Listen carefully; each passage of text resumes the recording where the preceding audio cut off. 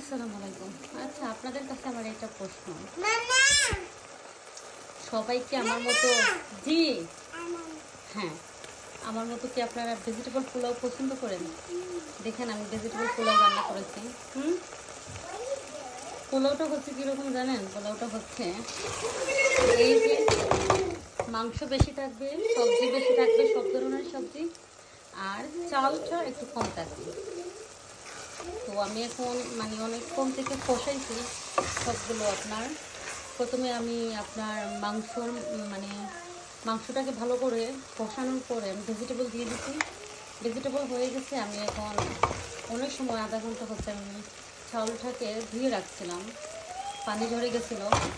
এখন আমি চাউলটা দিয়ে দিচ্ছি। এখন আমি দেখতেছি ভালো করে হইতেছে কি চাউলটাকে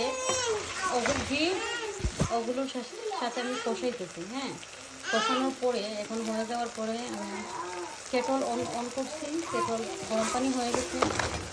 আমি গরম পানি দেওয়ার পরে আমি নামানোর পূর্ব মুহূর্তে আমি ঘি দিয়ে দিব, আর কাঁচামরিচ দিয়ে দিব, আর কেওড়া জল দিয়ে দিব।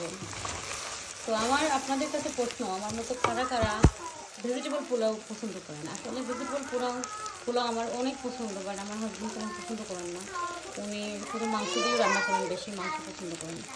এটা আমি করছি কারণ ওটা একটা ভিটামিন, সব ধরনের পুষ্টিগুণ সমৃদ্ধ, সেজন্য বলতে গেলে আর কি আমি ভিটামিন খাচ্ছি ওইটাই।